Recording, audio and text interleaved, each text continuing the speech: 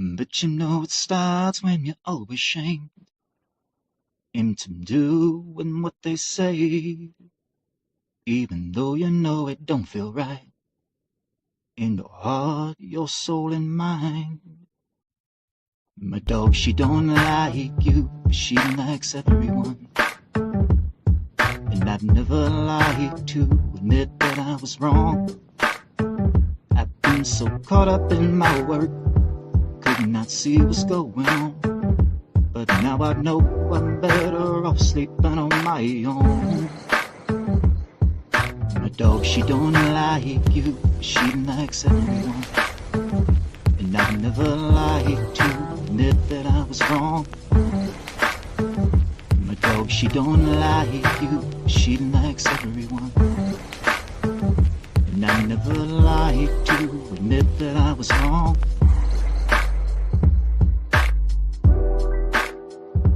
My dog, she don't like you, she likes everyone. 'Cause if you like the way you look that much, oh honey, you should go and love yourself. And if you like the way it feels alone, oh baby, you can go and touch yourself. And if you think that I'm still holding on to something, you can go and fuck yourself. Bitch, you can just fuck yourself. Bitch, you can just fuck yourself. You can go and fuck yourself. My dog, she don't like you, she likes everyone. My dog, she don't like you, she likes everyone. And I never lied to admit that I was wrong. I've been so caught up in my work, could not see what's going on. But now I know I'm better off sleeping on my own.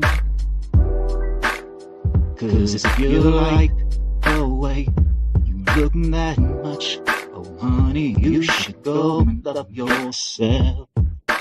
And if you think that I'm still holding on to something, you can go and fuck yourself. Bitch, you can just fuck if you like the way you look that much, fuck yourself. Honey, you should go and love yourself.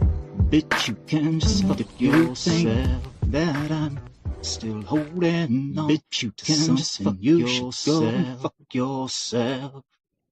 Bitch, you can just fuck yourself. My dog, she don't like you, she likes everyone. Welcome to the show, baby. Bombastic, iconoclastic, except no substitutes. The Big Daddy Show. All right. What are we going to talk about today? Yeah, we're just chilling, sipping on a little something, smoking on a little something, just chilling. That's summertime. In the summertime when the weather is hot. All right. What are we going to talk about today? Yeah, the old opening song. Talk about my dog. Boy, I miss my old dog. Boy, she was a vicious dog.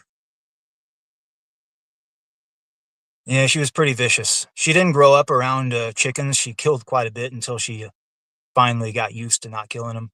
My boy dog, he was raised around the chickens. He's way more gentle, way more of a gentle soul. Yeah, Australian cattle dogs. Highly recommend if you're ever going to get a dog. Yeah, fuck. What's been going on out there today? Shit. It's been a while since I streamed. Usually we start out the day with a little current event talk. Heard Elon Musk became a trillionaire.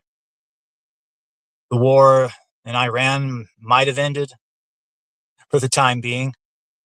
The 17th billionth time. Yeah, I hear Iran's going to be getting a lot of money on that one. I think I talked about this on my last live stream. something like $300 billion.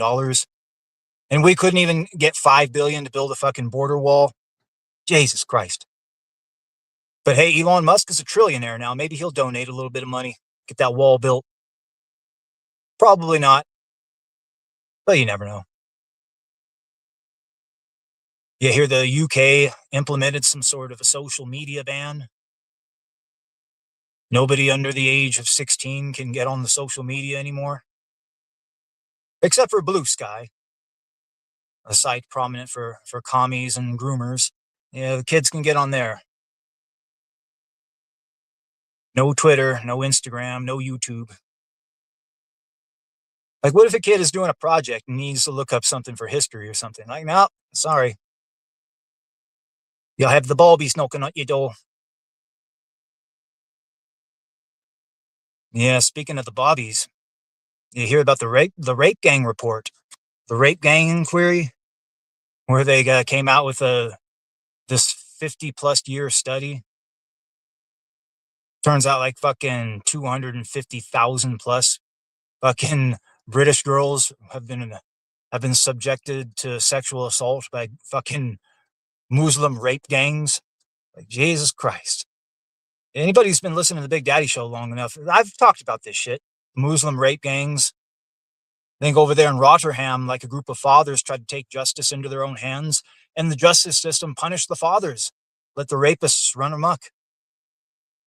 Yeah, the most mind-boggling thing about the whole thing was how the establishment facilitated the whole fucking thing. It's like, Jesus Christ. You had police. Like there was a case of a woman being arrested because her screams were too loud. Like, forget about the rapist. We're not going to arrest the rapist. We're going to arrest the girl for screaming. And another case, like a young girl, like the cops just like returned her right back to the rapists and said, have fun with her. Yeah, the judges letting them off these light sentences, but then throwing people in jail if they even speak about it on social media. Yeah, if it wasn't for the Americans raising a stink about all this shit, who knows if it would ever even fucking seen the light of day. Yeah, politicians should be hanging from the nearest lampposts out there for what they did to the people. Fuck. Yeah, talk about a military intervention. Shit. Like, why waste time waging war with one of these brown Middle Eastern nations when we could help out our fellow white brethren from the fucking brown horde that's invading their country? Like, fuck. Yeah, I don't think they understand, but in the culture that those people come from, there's no such thing as rape. They see a woman, they want to have sex with her, they'll just fucking pin her on the ground and have sex with her. That's what they do. There's no such thing as consent or anything like that. So when you bring them to the civilized world and they import that savage mindset, it's like, what the fuck? You can't treat them like coddle them like they're fucking kids. You gotta fucking, well, they should never be there to begin with, but if they do that shit, they gotta be punished, obviously. Like I heard some kid, like a 3-year-old kid, I think it was, got tossed into a fucking crocodile enclosure over there in the UK. They didn't disclose the identity of who threw the kid into the crocodile enclosure, obviously. Yeah, we all knows probably some sort of a migrant of some sort. I doubt it was a white British nationalist. Let's put it that way. Anyway, I heard that this person that threw the kid into the fucking crocodile pen, they got fucking bailed out. They got let out. They're roaming the fucking streets as we speak. Meanwhile, over here in America, Chud the Builder, he's fucking still in jail. Yeah, denied bond several times. And then the judge decided outright just not let him out. Like, you know what? Fuck it. No bond, no bail for you at all. The guy that tried to feed the kid to the crocodiles, oh, he's walking the street. Chud the Builder tried to defend himself from getting murdered. No, he's still in fucking jail. Yeah. As bad as America is, we're still a little fucked up. Yeah, it just goes to show the two-tiered justice system. If Chud the Builder was a black dude, well, not only would he be walking the streets, he'd probably be paid a nice, healthy settlement. Yeah, over there in the UK, try to feed a kid to a crocodile, out the same fucking day. Yeah, there needs to be a military intervention. That's what I'm thinking. Cut the head off the snake. Just fucking take out Parliament, take out the City of London, take out Buckingham Palace, boom, all at once. Then like that, fucking the whole nation falls, basically. Then you move the military in there and you fucking start deporting the fucking illegals. Do a fucking door by door, fucking street by street sweep, house by house. That's the only way to do it. America's got to come save our cousins before they end up killing themselves and allowing their country to become an Islamic armed superpower. Like, I can trust Iran with nukes. I would not trust an Islamic UK with nukes. Fuck no. Yeah, good old Iran.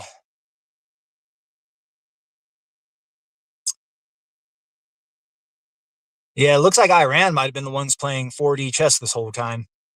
Well, not only did they get $300 million out of this whole thing, but they get to build nukes too. They could fucking wipe Israel off the map. Nothing will happen to them. Yeah, maybe that was Trump's play the whole time. Would that be something? This was Trump's play the whole time. He was actually like working behind the scenes to fucking ultimately undo Israel, set them up for the kill. It turned out that way. Fucking turned out that way. Good old Don Sue for you. Yeah, boy, I tell you, if Iran decided to wipe Israel off the fucking map, I doubt there'd be many people who'd shed a fucking tear. Let's put it that way. That's what happens when you become the most hated nation on the planet.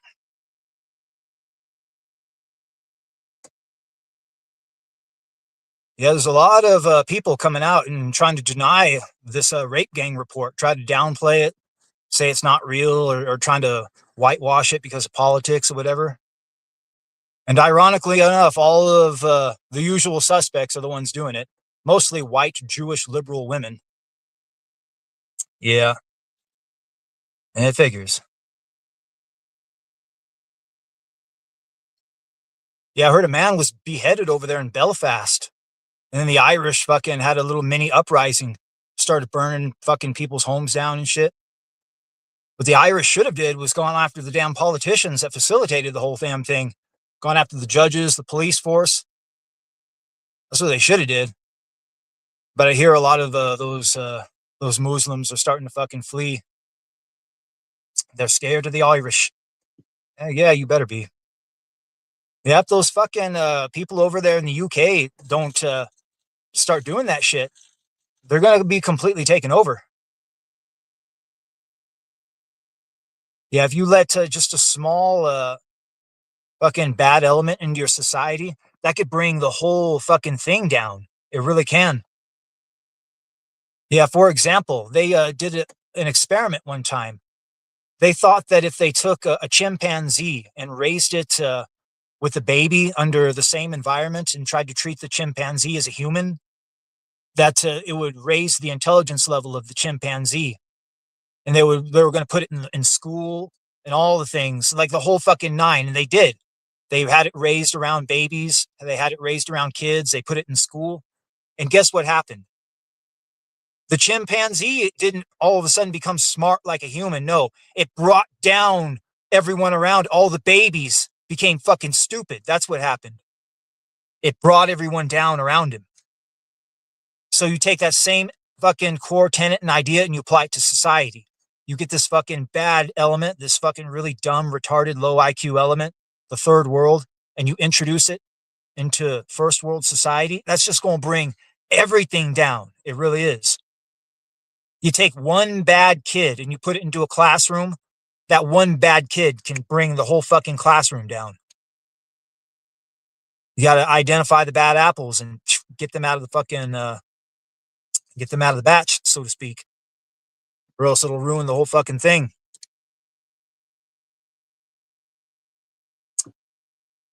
Yeah, they got to be more selective. Because not only are they a bad element in society, they breed way more than the white people. So just in a few generations, like things are going to be a billion times worse than they are right now. And then it'll be like how it was in Africa when white people are just basically hunted out and fucking killed on sight. Yeah, if Whitey wants to stay, he's got to have a lot of money. He's got to build a big old fucking fortress with walls and hire a bunch of fucking private security. That's the only way he's going to be able to stay safe. You know, these roving fucking bands of rape gangs. Yeah, it's like fucking apocalyptic shit.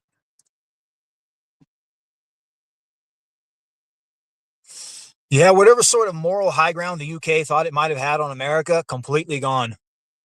One thing you will not see tolerated here in the United States of America, roving bands of Muslim rape gangs. You'll see isolated incidents here and there, but you won't see it coordinated and systemic at that fucking level.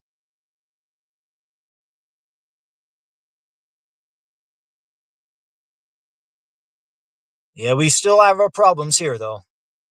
We still have our stabbings. Yeah, Carmelo Anthony, he stabbed the shit out of Austin Metcalf, a couple of teenagers at a track meet over in Texas. Carmelo Anthony stabbed him right in the heart. I guess he wasn't even supposed to be there at the premises. He was asked to leave several times. No, you disrespected me. So then he stabbed him and killed him. Then they had a GoFundMe where they raised like shit over $500,000, I think. And then they just blew all of the money, just wasted it when they should have like spent it on a good lawyer. So when the trial finally came time, they had a cheap old public defender because that's all they could afford. And the public defender really couldn't do shit. And it ultimately ended up Carmelo Anthony. I think he got life in prison, something like that. Maybe the death penalty, I forget. But yeah, I guess he's already got a hit out on him. The Aryan Brotherhood. He's marked for death if they fucking catch him in there. Yeah, the family knew. They fucking knew he was getting time. At least they got to spend that money on a bunch of fucking shit. Probably nothing to show for it either. Bought an Escalade and some Air Jordans. Rented a high-end fucking house in the high price part of the neighborhood. And blew all the money. And now Carmelo probably going to fucking get Edward James Almost in prison.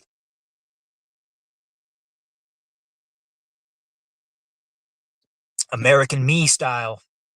Fucking shanked and then tossed off the fucking balcony. If he's lucky.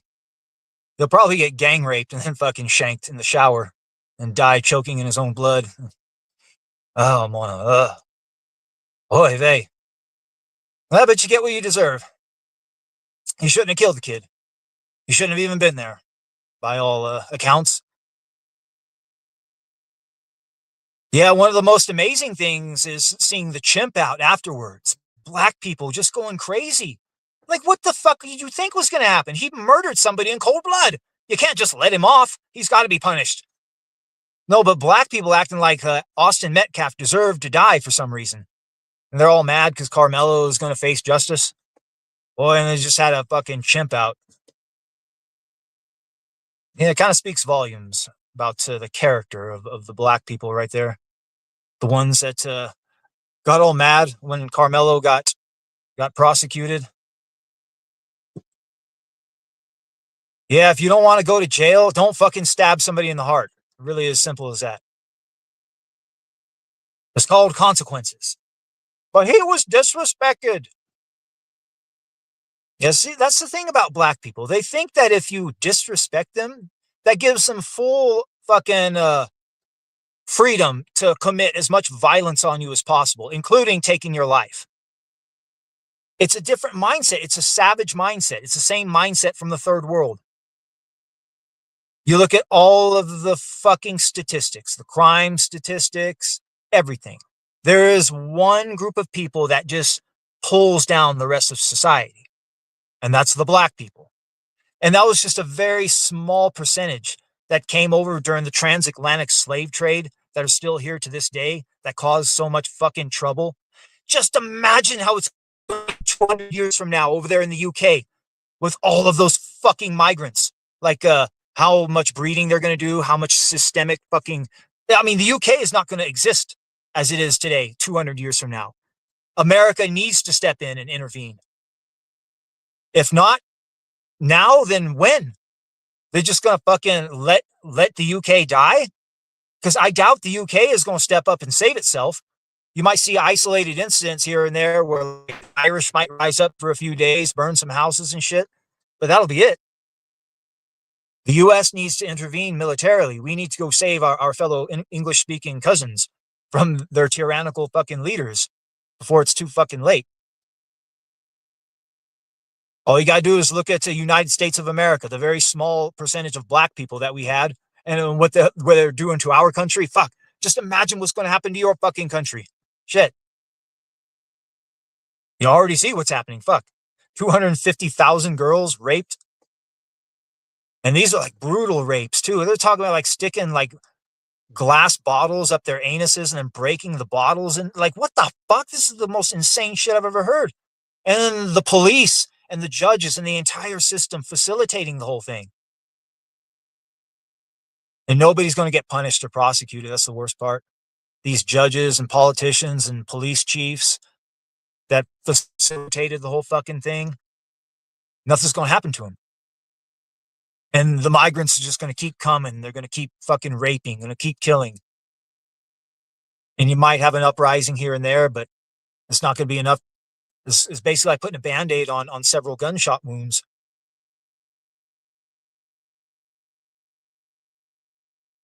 Yeah, so much evil going on around the world. Tulsi Gabbard on her way out as the director of, I forget what department she was in, but she exposed the whole biolabs, Fauci, the whole fucking nine over there in the Ukraine. I talked about this before, like a lot of the fucking shit that's going down over there in the Ukraine was Russia actually taking out a bunch of biolabs that we had over there. And that's been confirmed. We had fucking so many fucking bioweapons labs over there in the goddamn Ukraine. The whole thing about Wuhan, the gain of function. Yep, Fauci working hand in hand with communist red Chinese was all been exposed. Shit I've been talking about for years that I've fucking lost videos for, that I've been struck for. Big Daddy was right. I was fucking right. Yeah. Basically, a lot of the shit I've been talking about was proven right. Yeah, Tulsi, she needs to run for president in 2028. She'll have my vote. Yeah, I think she's positioned herself perfectly, too, coming out. Kind of separating herself from Trump before he got too toxic. Doesn't have all of that baggage attached to her. Then exposed all of this fucking corruption. Nothing's going to be done, obviously. Do you think any of these fucking reporters at any of these news conferences have asked Trump about the Bill Gates meat ticks? Hey, Trump, what are you going to do about all these fucking ticks that are being unleashed upon the fucking population? This is basically bioterrorism. Are you going to have Bill Gates arrested? Nope, you don't hear nobody asking Trump that. No, Bill Gates will get invited to the fucking White House and given a fucking gold medal. That's what'll fucking happen. Boy, yeah, just something about those Bill Gates meat ticks. Just fucking, of all the fucking shit I've seen and heard in all my life, like this fucking thing, I don't know, it just really pisses me off on so many levels. Because first of all, why? Why is Bill Gates still alive right now? Fuck! Of all of the evil this fucker has done, why is he still alive? Why hasn't somebody ordered a SEAL team or a Delta team come take this fucker out at 3 a.m.? Fuck! Why is he still alive? It makes no sense. And he's still doing this evil. It's like, fuck.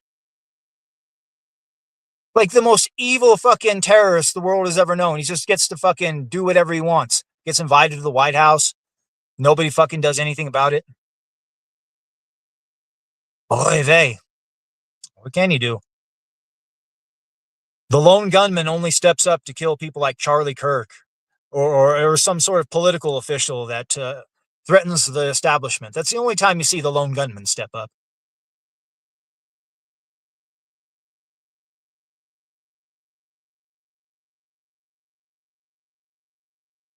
Yeah, I saw a video where a boomer tried to drown some kid at a lake. Yeah, they had some sort of an argument. And this kid, he was like a cripple. By kid, I mean some sort of a zoomer, looked like a teenager. Anyway, the boomer attacked the kid, started slapping him around, and then he fucking threw him into the water and tried to drown him. Tried to murder this poor kid. Like, boy, you talk about a perfect fucking metaphor for what's going on. Like boomer feels a slight insult and tries to like end the life of the younger generation. Yeah, there's going to be a special little hell for boomers. Like they're so hated and despised. Like there's an egregore being created in the spirit realm for them, a little special hell for them. That's how despised they are. There's no other generation of humans alive that has tried to purposefully set up their kids and their children's children for failure and just basically offering them up on a silver platter to Moloch. Like no other fucking generation has done this. Maybe to their firstborn, but to their like offering up an entire generation to Moloch, like Jesus fucking Christ. No, that's the boomer for you, though. Yeah, perfect metaphor for the boomer generation right there. Trying to drown some poor kid and kill him for basically nothing.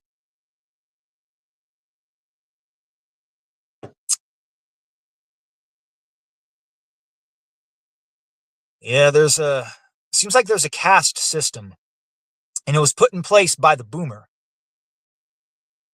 And down there at the very, very bottom of this caste system, the straight white male. Yeah, barely even treated like a fucking human.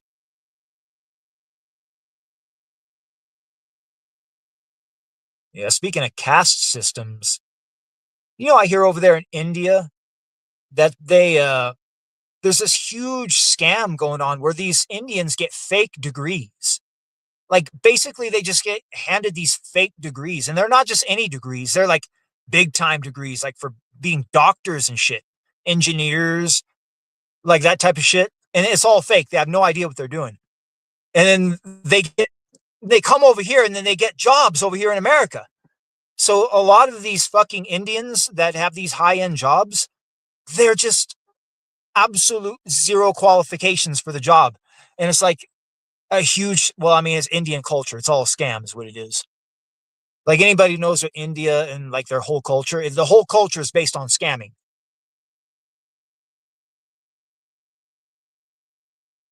Well, I know if I fucking end up going to the hospital and having a surgeon work on me or something, and if he's Indian, oh hell no. Like, get me an old Jewish doctor to get this fucking Indian away from me. Yeah, that's why everything's going to shit. They hire these fucking Indians that have no idea what they're doing just because they have degrees or whatever. And the degrees are all fake. So when the Indians get in there and they're just a huge drain on the system. You get a few of these fucking shitty Indians in your company and it brings the whole company down. And it's like I said, you get a few bad apples, it'll bring the whole fucking batch down. You get these fucking scammy Indians coming in, and like that, your whole fucking company goes to shit. You got to look at India as a whole, like India as a microcosm. If you bring a bunch of Indians in your company, then your company is going to become like India. You bring the third world into your fucking country, your country is going to become like the third world. Yeah, you got to fucking learn. You got to fucking find the root to the problem and fucking pull that root and stem. When you really look and you find out it's NGOs, non-governmental organizations that are facilitating this whole thing. And the ones who are running these NGOs are all Jewish. Yes. So at the end of the day, the Jews are the ones that are quarterbacking this whole fucking thing. And it's like Bolshevik revolution all over again. Yeah, good thing the people are starting to figure it out. I think that's one of the reasons why, the chief reasons why the UK decided to ban social media for kids under the age of 16. They were becoming a little too educated about the Jew. Yes. And the key to the Jews' power is to keep everybody uneducated, because if everybody knows about them, then they can't get away with their evil. The kids, they know. They already fucking know. And if you really want to radicalize a generation of kids to fucking hate your guts, take away their fucking internet. Yeah. The fastest way to radicalize the fucking kids, take their fucking internet away. See what's going to happen. This is just going to make even more anti-Semites. This is all it's going to do.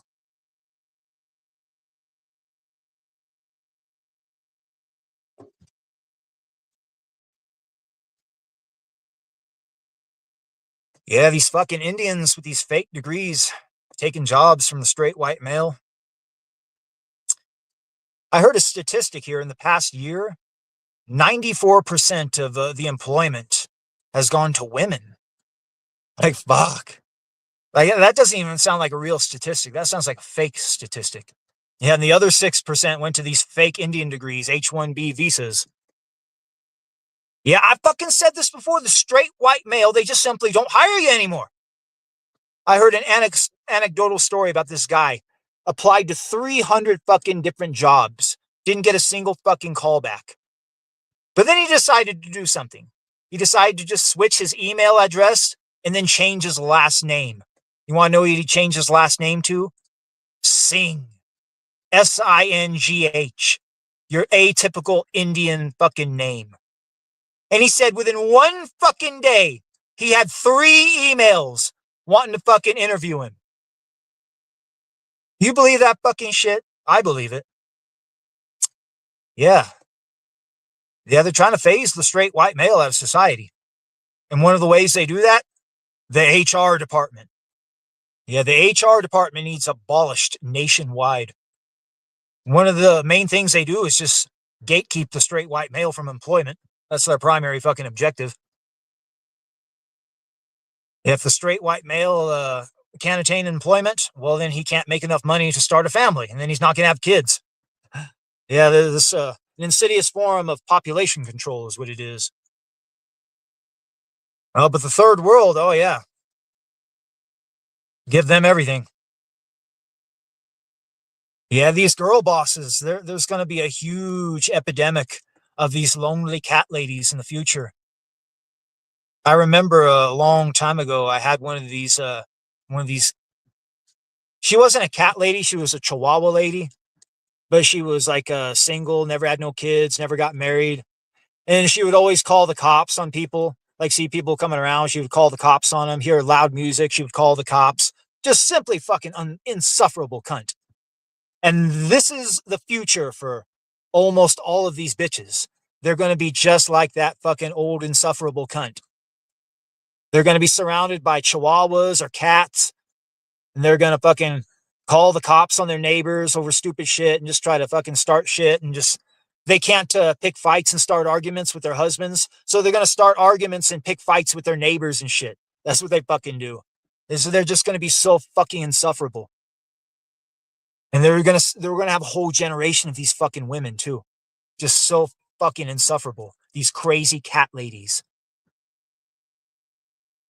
Yeah, the crazy cat lady thing is real too. You ever hear of toxoplasmosis? Yep, toxoplasmosis. It's something that cats have. It's in their urine or their feces. It's in their waste matter. But if you breathe that shit in and you get some of it on you or it gets on your skin or it can get into your system somehow and it'll give you something called toxoplasmosis. Now, there's no known cure for this. And what it is, it's a parasite that goes into your brain and it fucking alters your behavior. And what it does is it makes your behavior erratic. It makes you way more aggressive. It makes you way more hyper. And it basically turns you into a whole different person. Crazy cat lady. It's a thing. Yeah, a lot of UFC fighters actually will purposefully give themselves toxoplasmosis because they say it makes them a better fighter, because it makes them more aggressive, it gives them more energy, something like that. It alters their mind somehow. It gives them puts them more of in an animalistic state. I'm not joking when I say that. Yeah, you look that up. Yeah, but that's a real thing. And it's a parasite, is what it is. A fucking parasite that alters the human to where the human acts and behaves completely different than how they normally would.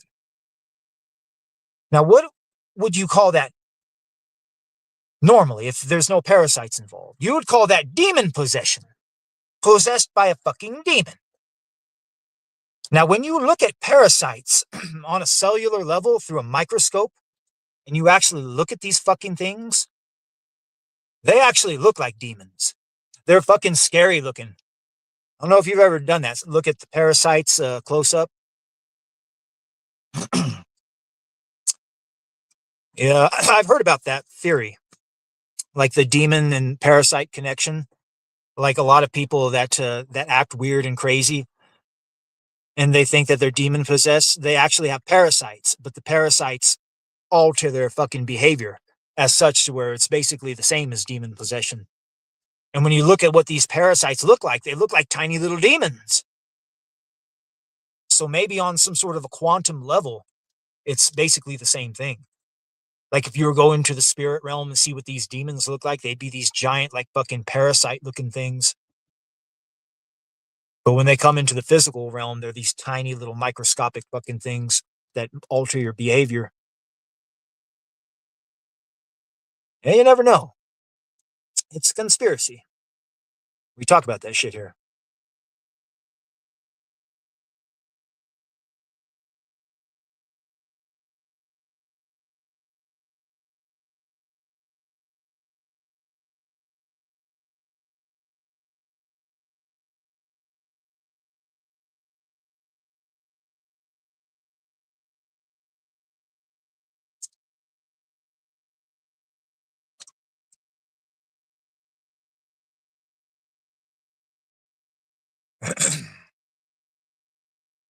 Yeah, I hear that they're doing disclosure or something.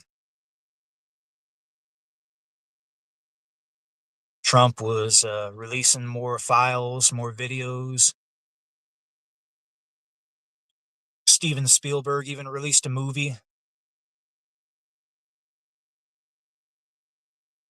There was this picture floating around of Trump talking with Nordics too, the blonde-haired ones.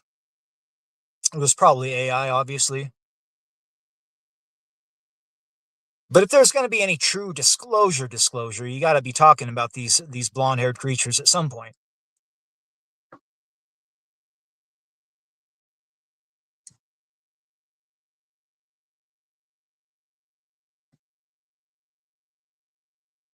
Yeah, out there in the UFO lore, they're just as prevalent as the Greys, oftentimes working hand in hand with them. Anybody familiar with the case of the Travis Walton abduction knows that. I did a whole little mini documentary about it. You know, one of the reasons I think that the Nordics are barely ever mentioned is because then it would tie in with like the Nazis and the Aryans and all that shit. And nobody even wants to touch that with a fucking 10-foot pole. That's why the Nordics are never really mentioned or talked about.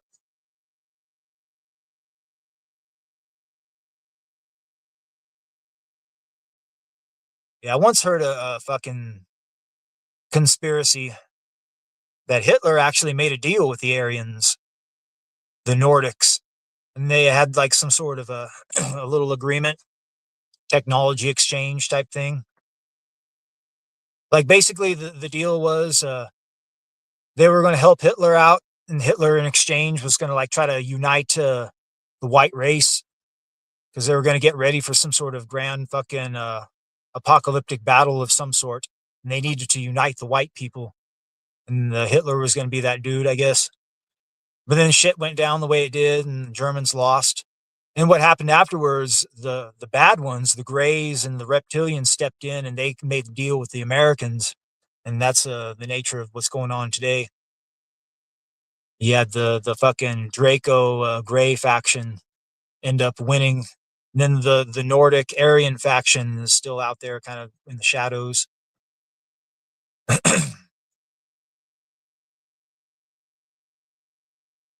Yeah, they say they are the ones that work with the Galactic Federation, they call them, the good guys or whatever.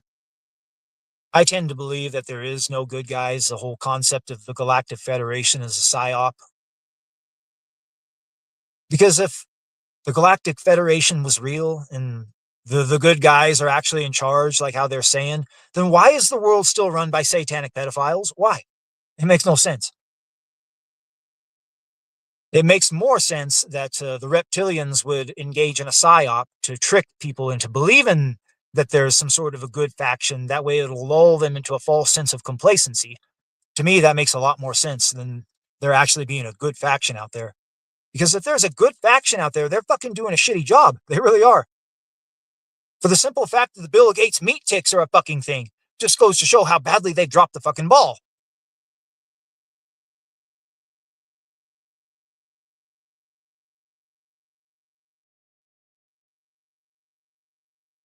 Yeah, David Grush, one of those guys that was a whistleblower here. I guess he said that there's these beings called sentient plasmoids. They're like orbs, but they're alive. Sentient plasmoids.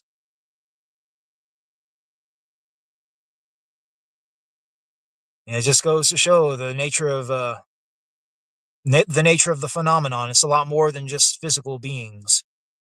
Sentient plasmoids. Toxoplasmosis. And all that shit is real, I guess. I wonder if doppelgangers and evil twins are real too. I remember one time I was in a supermarket and somebody came up to me like they looked at me like they thought they knew me. Then they're like, "Oh no, I thought you were Steve. Steve has green eyes. You look just like him. I'm sorry." And they turned around and walked away. And I got thinking, I wonder if I've got a doppelganger running around out there.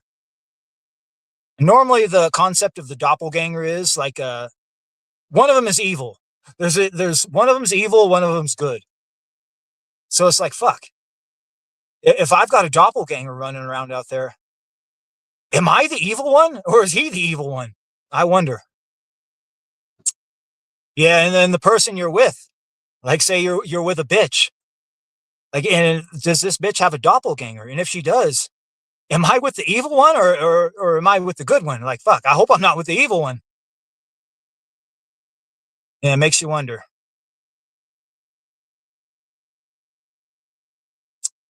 Yeah, I think there must be something to it because I've heard too many stories about doppelgangers to be for it not to be a thing.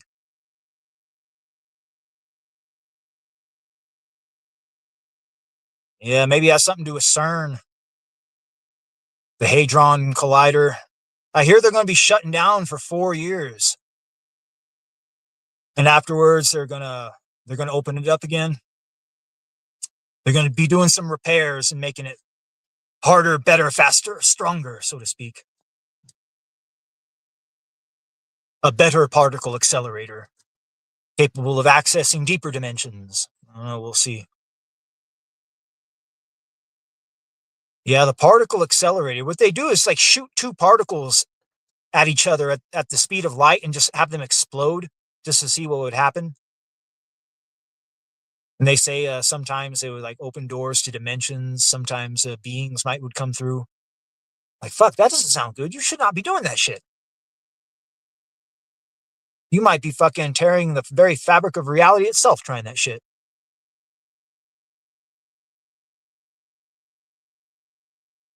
Yeah, there are some questions should not be known. Some questions should never be answered. Yeah, I remember there was a group of remote viewers. Remote viewing is basically like a trained psychic, a military trained psychic. But there was this team of remote viewers they decided to do a target. And the target they decided to choose was, what is the greatest question that could ever be asked with remote viewing? Because you got this tool here, remote viewing, that you could do a lot with it, but what's the greatest thing you could do with it? What's the greatest fucking aspect of it that you could use? Like, if the one question you could ask to figure out the most important question, the greatest question. Anyway, they assigned this particular concept to their teams, and all of the teams came back with the same fucking thing. You want to know what it was? It was the soul trap. The concept of the soul trap. How the white light is a fucking trap, putting us in an endless loop of reincarnation. There's some sort of a malevolent force feeding on our energies. They say that is the greatest question to ever be asked. Figuring out the nature of the soul trap. What is that? What is the soul trap? So then they started doing that research on the soul trap. And then they had other teams were basically doing the same thing, and they didn't know it. Like all of these different remote viewer groups trying to figure out the nature of reality, what's really going on. And turns out they all fucking had the same data, and they all came together and shared their data. I went to, there was this YouTube channel. I forget the name of the channel, but the video is called The Doom Room. And they're all talking about it, sharing their data. A lot of fucking crazy shit. I talked about this before on my other fucking channel before it got yeeted, where I had basically EFAP'd Brett Stewart, the remote viewer who did the Moksha project. Talked about the soul trap. Basically, his group was part of it too. But yeah, it turns out it's a lot deeper and more insidious than any of us first realized. It's not just a soul trap unto itself, but there's a whole nother, like, what they call base reality, where we actually come from. And they say where base reality what that is, when they started describing it, basically it sounded like something just like the Matrix. And what they described was like a massive like facility, like underground somewhere, but it's like hidden, and it's massive, and it's got like a domed roof, and inside of it is like a massive like factory, like a Amazon style factory, and there's all sorts of sarcophaguses with people inside of them. And right at the center of the facility is this massive like supercomputer, and all of the people's minds are hooked up to the computer, and they're all sharing the same dream. And basically that's where we are right now. We're all in that dream reality. And base reality is like the Matrix. We're in these fucking like sarcophaguses, our bodies. And it's like, what the fuck? This is the craziest thing I've ever heard. But I guess there are these like outsiders, what they call the galactic, well, they call them star seeds or whatever, cosmic bodhisattvas, that they're not part of the system. They're from the outside, but they willingly choose to reincarnate into the bodies of humans to try to like wake people up to the nature of what's really going on. That way they can willingly choose to like fucking not come back into the fucking soul trap again. Because the only way to truly escape it is you have to die at base reality. You have to like the body in the pod has to die. Then after that, you're truly free. And then you can go back to the source or go reincarnate somewhere else. But basically all of their data came back with that fucking data, that base reality is we're in a fucking facility and everybody's hooked up to a hive mind and we're all sharing the same dream. But it's a little bit different because the human body, we're actually these physical meat suits. And what they're doing is they're projecting the souls into these bodies. And one of the reasons we're here is not just to collect our spiritual energies, because that's like it's like a massive farm, like for what they call loosh. Like I guess that whole concept is real. Like it's a massive loosh farm. But what it also is a technology farm. Like each iteration of what happens is they'll grow up the humans and they'll do a bunch of shit, they'll invent a bunch of shit, and then they'll like have a mass extinction event and then wipe the slate clean and then do it all over again. And all of the best inventions and technology from that iteration, they integrate into the fold, and then they integrate that into their technology. So that's another one of the reasons why this thing is going on, not just as a loosh farm to harvest our spiritual energies, but it's to harvest technology too. Like mankind will invent some new shit, some like cool new shit, and then they'll integrate that into the fold. Like, fuck. Like, I hope that's not the fucking case. And if it is, I hope I'm one of these galactic bodhisattvas and I'm not fucking hooked up in a goddamn tank somewhere. But this would explain like the NPC phenomenon, why a lot of people just seem like NPCs, because they're basically like these people that have been in these tanks for so long and they've just gone through the system so many times and they're so ingrained into it. And each time they go through it, it takes a little bit more of them too, I guess. Yeah, I have this theory that if you've been through it so many times, you end up over there in the third world where you're operating on the very, very low frequency and you're just just eat, sleep, shit, fuck, rape, kill. These are basically the frequencies you're operating on. The most prime loosh frequencies for loosh maxing. But then you got these white people who are like probably outside of the system. And I think this is one of the reasons why a lot of things they do is dedicated to like exterminating the white race, because they know Whitey is here to try to help and try to uplift everyone. And I bet a lot of the white people are what they call the star seeds, the ones that are outside of the system that willingly choose to reincarnate here to try to save people. I think that's one of the reasons why they do a lot of the shit they do to the kids, like trying to induce autism on the kids, is try to poison the bodies. That way, when the star seeds try to come and reincarnate onto the earth, they're in like a fucked up body that's all like, ah, and they can't fucking do their life's mission.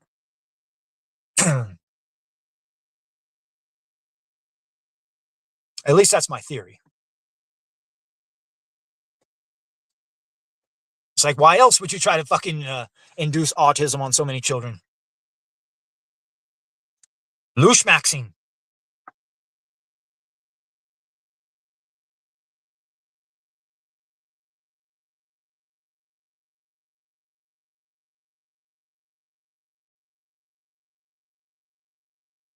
Yeah, I saw this movie recently called Nefarious. It had one of the actors from Boondock Saints in it. He played the nefarious guy. He did a real good job. You can watch it free on YouTube. Nefarious. It's a real low budget film. There's mostly just two guys in a room talking. It was the fucking the criminal, but he was possessed by a demon, and he's talking to the doctor who's got to sign off on his death warrant. But he has to interview him one time to make sure that he's just crazy and he's not actually demon possessed or whatever. So the whole thing is just like this guy possessed as a demon talking to this guy who is an atheist. He doesn't believe it or whatever. But by the time it's all said and done, he becomes a believer. And I got to thinking, fuck, they did a lot with that movie and it was so low budget. Basically, it's just two guys talking the whole time. And I got to thinking, fuck, I could probably film a movie like that, except instead of having it be all theological, like how it was in that movie, instead have it be like how it is in reality, like the reality of what really went on. Like it wasn't a bunch of like heaven and hell, Lucifer versus God, all that stuff. No, it was warring alien races, like Nordics versus reptilians, that type of shit. And what you do is you set it in the Old West. And then you have like one of the characters is a preacher. He's like a Bible thumping preacher. And he comes in contact with a Nordic. And the Nordic maybe crashed his ship and he's going to go hunt down a reptilian stronghold. And they're sitting at a campfire and they're both having a talk. And that's basically the bulk of the movie. And the Nordic is sitting there explaining to the priest the true nature of what's really going on. Talked about the real nature of what the battle of heaven and hell was. But the preacher, he's so like stuck with his dogmas. He still thinks the Bible is real. And he's like, no, this is real. And then at the very end, like the reptilian shows up and the preacher finally realizes fucking, oh shit. Like he has this dark night of the soul moment. realizes everything he ever knew was wrong, and this fucking Nordic was telling the truth. Yeah, I could do that real low budget. All I need is basically a couple of actors. Maybe I could even be one of the actors myself. And any sort of special effects scenes I could do with AI.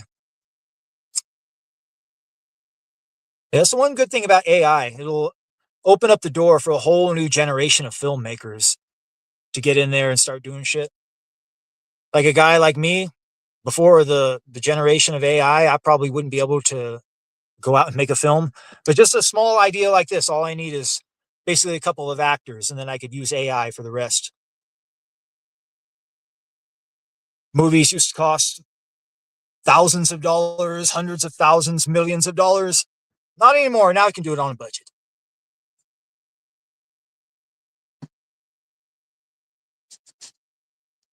All with the power of AI.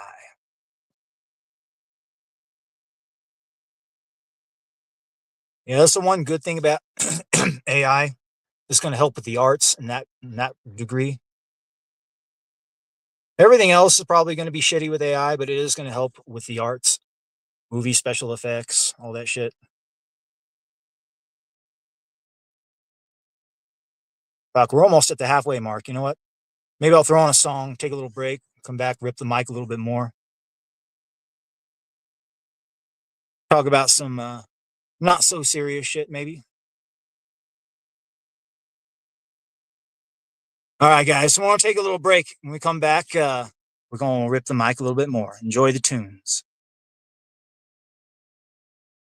Generals gathered in their masses, just like witches at black masses. Evil minds, they plot destruction, sorcerer of death's construction. War and hatred to mankind, poisoning their brainwashed minds. In the fields, the bodies burning, as the war machines keep turning. Oh yeah. Generals gathered in their masses, just like witches at black masses. Evil minds, they plot destruction, sorcerer of death's construction. Death and hatred to mankind, poisoning their brainwashed minds. In the fields, the bodies burning, as the war machines keep turning. Oh Lord, yeah. Sorcerer of death's destruction.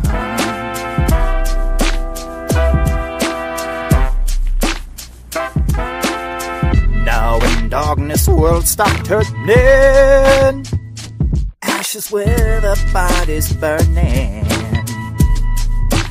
No more war pigs have the power, hand of God has struck the hour. Day of judgment, God is calling, on their knees the war pigs crawling, begging mercy for their sins. Satan laughing spreads his wings. Oh Lord, yeah.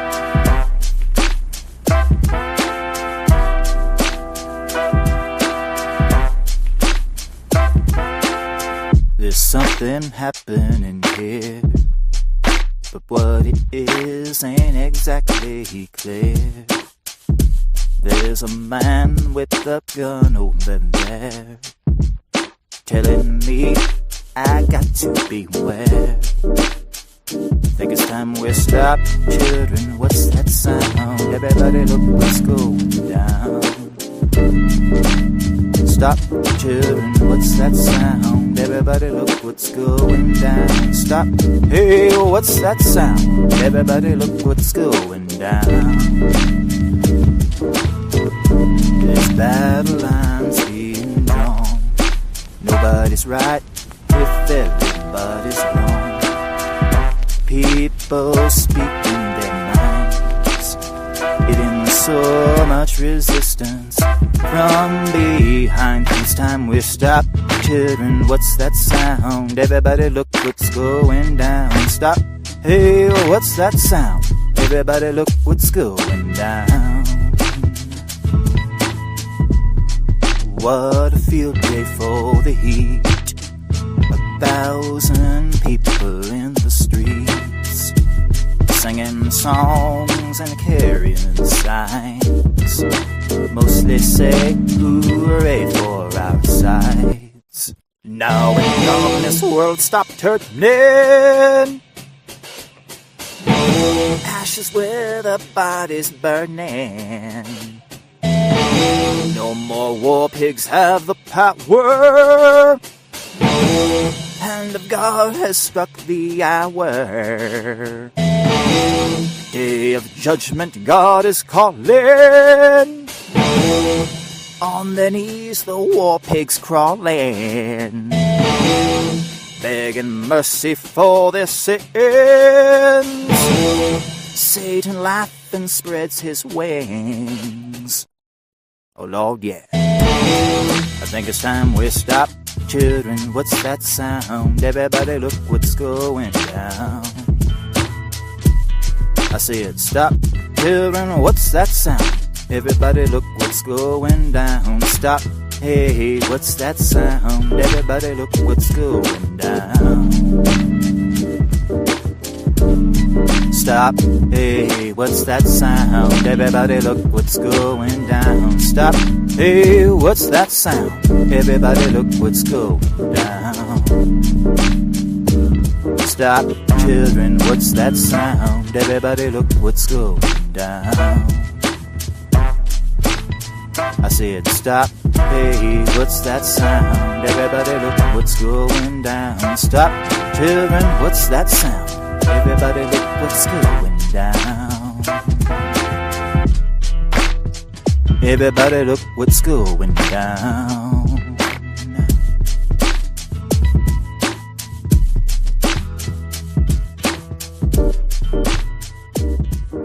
Everybody look what's going down.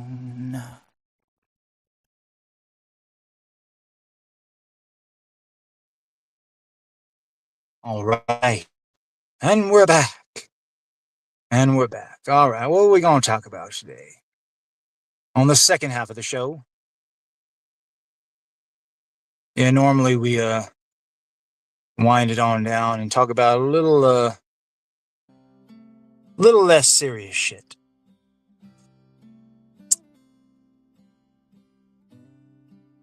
Maybe I'll talk about a little bit of comic skate bullshit. Griftosphere related stuff.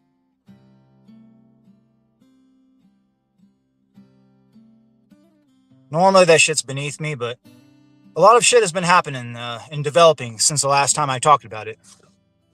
Especially with Liam Gray. Yes, Liam Gray. Papa Top again. Yeah, I'm going to have to get a little buzz on if I'm going to talk about Liam Gray. Yes. Yeah, a lot of shit's been popping off on that front.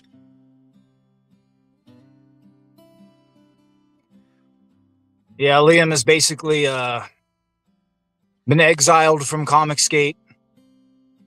He's basically at war with Ethan, the CG Kings. Everybody's thrown Comic Skate under the bus.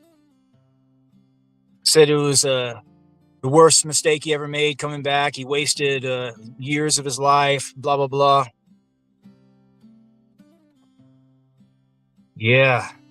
A lot of fallout.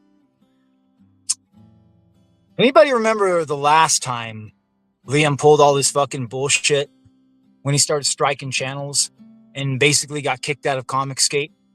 Anybody who was around back then, they remember the people that Liam was striking. He was striking Nasser, Mike S. Miller, Trash Compactor Show. Hell, he took out the SWC Brothers channel. Fuck. Yeah, all of these channels, they weren't exactly like pro comic skate, if you know what I mean. Like Smiller, he was like, this was post Pride is a Sin tweet. Trash Compactor Show, Etsy Boys, they were basically a faction of War Campaign, and War Campaign was still on the outs with CG. Nasser was Nasser. I mean, shit. Yeah, all of those people were basically not really like comic skate. And you saw what happened to him. That was basically the end of him. He was fucking done after that. But now, he struck Katie did. Now, of all of the fucking people out there to fucking strike and take out, you take out Katie did, probably one of the most beloved figures of all of comic skate. And you saw what happened when you took out all of those people that comic skate was ambivalent towards or on bad terms with. And it basically got you 86 out of the movement. What the fuck did you think was going to happen if you took out one of the most beloved figures of the fucking movement? Shit. Yeah, it's done. He's fucking done. Frog Tony talked him into it too. Yeah, it was not a very wise strategic move to do that. But if you wanted to cause as much fucking harm to comic skate as humanly possible, yeah, you made the right fucking play. Boy, that quote of mine, it ages like fine wine, like water that splits, like the water that freezes and splits the great rock. So too would Liam shatter whatever semblance of the movement was left. I said this on my video, the Comic Skate is Dead video. Yeah, and we see what's happening. Yeah, Liam has threatened to strike Ethan's channel himself. Yeah, Ethan may lose his own fucking channel over all this fucking shit. Boy, how fucking ironic that would be. That would be like Dr. Frankenstein getting killed by his own monster. Yeah, who brought Liam back? Who turned him into a made man? Who got him all that money? Who brought him on to Kings? It was you. Yeah, you basically would have forged the fucking sword that would have stabbed yourself in the fucking heart. Yeah, it would be poetic justice. It really fucking would. But the reality is, Ethan makes way too much fucking money for YouTube. Well, at least he used to. I don't know if he's still pulling the super chats like he used to. But fuck, he was making like 6 figures in super chats, and YouTube gets a cut off of that. So if his channel was to be gone, then that's revenue that YouTube's not going to be getting. So it better be for some sort of egregious offense. But I don't know if YouTube's going to remove his channel for bullying Liam or whatever the fuck Liam's going to try to strike him for. They're showing copyrighted content, mate. Yeah, that's some bitch-ass shit.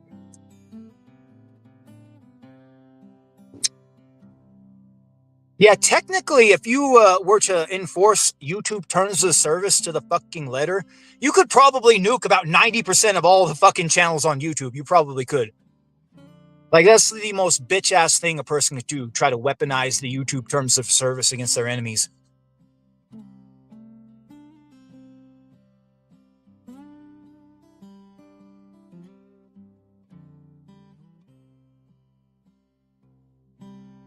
Yeah, a lot of fucking shit going on.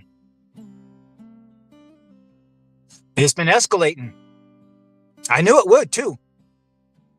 Liam started striking channels, took down Katie, then fucking shit started escalating. Phone calls were getting made. CPS got called. The Australian embassy got called. Somehow the fucking FBI is now involved. The fucking FBI. Like, what? How the fuck did the FBI get involved in all this fucking shit? Like, I know, right? Apparently, it all went back to some remark made by somebody called Little Movie Perp on the Frog Tony channel. Had flippantly remarked about going to CG Con and shooting the place up. Or something along those lines. And it got taken as a literal threat. And now the FBI is investigating. Jesus fucking Christ. And this is all because Ethan let fucking Liam back into CG. This is all Ethan's fault. You reap what you fucking sow. You get what you fucking deserve. Yeah, somehow the fucking FBI got involved. They went over and talked to Ethan. Apparently the story is the FBI thinks Ethan called them. Ethan's like, oh no, it must have been somebody pretending to be me. That's what he tells the FBI. Well, that's the story he tells us. Anyway, he lets them know, yeah, I think he was joking, but at the same time, you never know. He might be serious. So now the FBI is investigating. I don't know whether or not they've got a hold of little movie perp or not, but he has said that he's talked to them. He might be lying. He's one of these types of people that it seems like you can't trust a fucking word that comes out of his mouth, one of those types. But if he was telling the truth, then the FBI told him that Ethan was the one that called them. But yeah, there's a whole controversy going on out there about CG Fan Fest possibly getting shot up, and now the FBI is involved. Who called the FBI? I wonder. Like, here's what I think happened. Here is what I think happened. Now, first of all, the FBI is one of these organizations that if you try to fucking call the FBI and pretend like you're Ethan Van Sciver, like they're going to know that. They're going to fucking look at the call logs, all that shit. They're going to figure out where the call really came from. So that story ain't going to fly. Ethan was the one that called the FBI. That's what fucking happened, guys.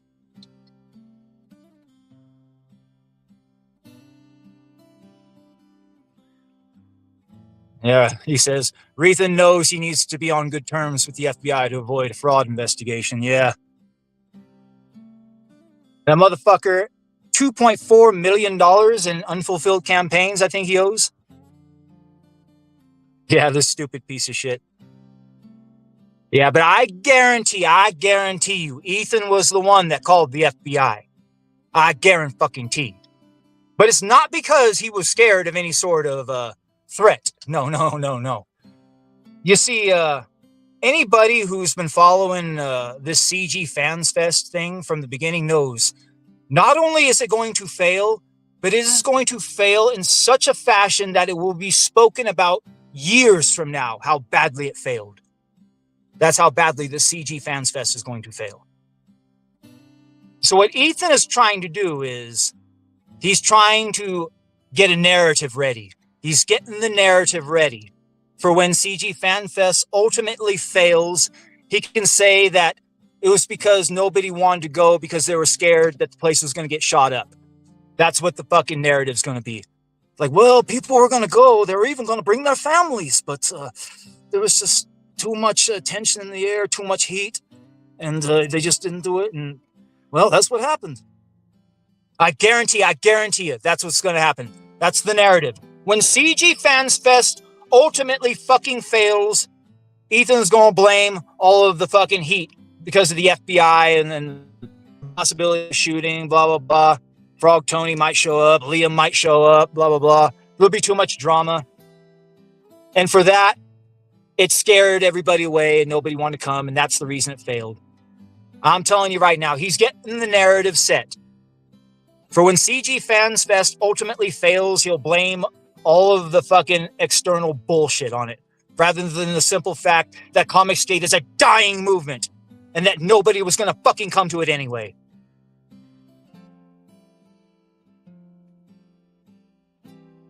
Yeah, Thomas Roylup says, also remember, very early, almost before Comicsgate just kicked off, Ethan claimed some pizza place, suspicious location, he was appearing at had its doors smashed. False flag attack? Yeah. Yeah, you can't trust any of these fuckers. That's the bottom line.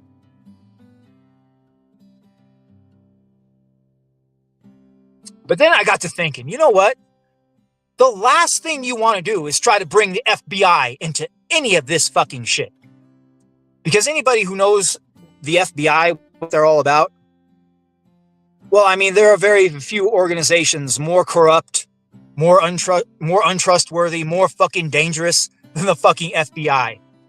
And with the prospect of a mass shooting, oh my God, you want to know what the FBI can now do? The FBI can now stage a fucking false flag, mass shooting, shoot up the fucking place, and then blame it on white nationalist violence. That's what they'll fucking do. I guarantee you, if something happens at CG Fans Fest, it's going to be a false flag staged by the FBI. And the worst part about this is they decided that they were going to have this Fans Fest at a fucking casino. A fucking casino. Now, anybody knows that whenever the government stages a false flag at a false flag mass shooting, the very first thing they do afterwards to cover up the evidence and all that, they fucking tear down the building and then they build a new building where it is.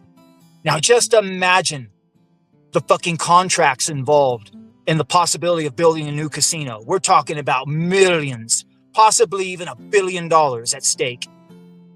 You don't think that the FBI wouldn't pull the trigger on that? Think about all the palms that would get greased with that shit. And all they got to do is shoot up a fucking bunch of fat comic book nerds, leave a little movie perp's bullet-riddled corpse there at the fucking scene and say he was the one that did it. A couple of off-duty FBI agents conveniently were on the scene there to take him out in a hail of gunfire. Yeah, I guarantee you, if a mass shooting takes place at the CG Fans Fest, it was a false flag staged by the FBI. And there's going to be all sorts of fucking nefarious shit going on. They'll probably bulldoze the casino. Millions of dollars will be paid to some sort of contractor. A bunch of palms will be greased. A bunch of people will make a bunch of fucking money. Too much money can be made. And all they got to do is fucking shoot up a bunch of fucking fat comic book nerds. Shit. All you've done is set the stage for the FBI to pull off the perfect fucking false flag.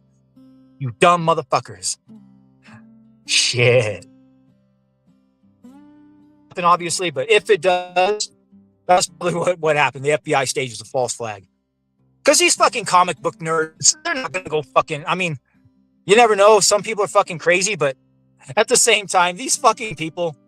I mean, like Frog Tony, for instance. This motherfucker doesn't even have a car. He takes a fucking bus everywhere. Fuck.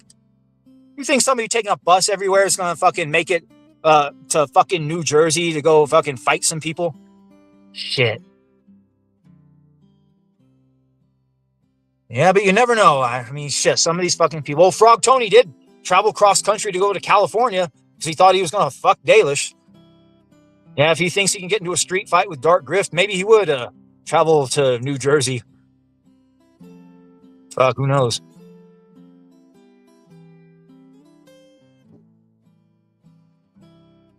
Yeah, and was really distraught that he got disinvited.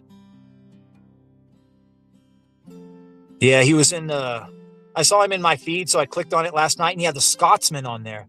And boy, the Scotsman was trying to talk some sense into him. Boy, that fucking Scotsman, I swear to God, the guy is either a fucking retard or he's got phobe. Like, how in the fuck can you sit here and coddle this fucking idiot?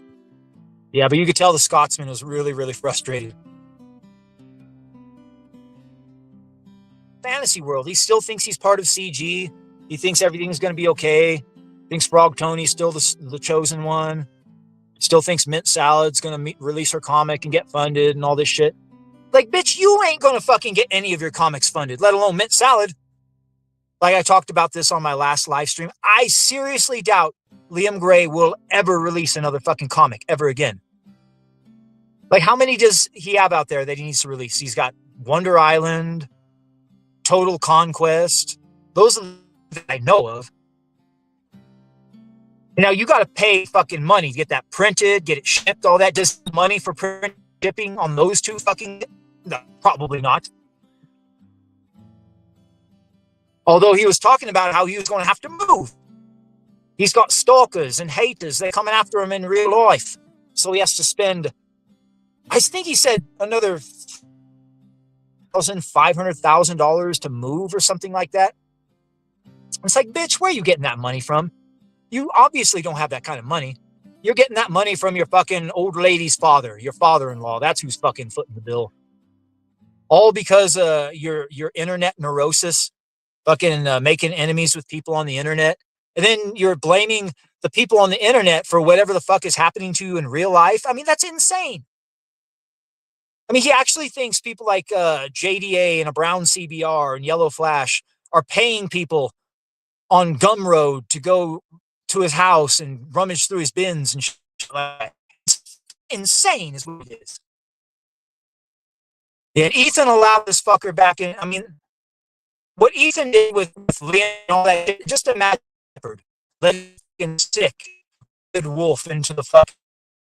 And when the wolf inevitably starts attacking the flock, wolves will be wolves, nothing I can do. Like, bitch, you let the wolf into the pen, you stupid motherfucker. Yeah, whatever Liam's doing right now, this is all on Ethan. Liam is Ethan's Frankenstein's monster. And Liam has fully turned on Ethan, too. Liam fucking says he's going to strike Ethan. He said he's going to strike Shane. He's plans on striking all of the CG Kings, except for John Malin. Because John Malin hasn't said anything. Like, because John Malin's a fucking pussy, that's why. Fuck. Hey, can you imagine, like, having a fucking, like, a little stunted ginger lunatic hold your entire fucking community hostage? Just because Howard Stern wanted his Beetlejuice? Like, this is what you fucking get, you stupid piece of shit. Yes. I hope he burns it all down. Fuck. You fucking deserve it. It would be no fucking fitting. Such poetic justice, too. The guy that you fucking all kicked out of the community at the beginning for striking channels, you let him back in, and then he fucking just turns on everyone and starts striking everyone. Like, yeah, that's what you fucking get. You should have known that shit was going to happen. Yep. I think I told this story before. It's just like the woman that picks up the wounded snake and takes it across the field, escorts it across the forest, because she thinks the snake is wounded and she feels sorry for it. But then when they finally get to this destination, the snake bites her and injects her with all the poison and she's dying. It's like, why did you do that? It's like, bitch, you knew I was a snake. You fucking knew I was a snake. Like, bitch, you knew what Liam Gray was. You fucking should have expected this shit. And what's happening? Yeah, you get what you fucking deserve. Dr. Frankenstein's monster fucking turning on him. That's what's happening. Now the fucking FBI is involved. And then you just basically set on a silver platter for a mass shooting. Fuck. Yeah. Let's hope it doesn't happen, but if it does, if it fucking does, I guarantee it's because the FBI like orchestrated the whole thing. They got one of these comic book nerds that's fucking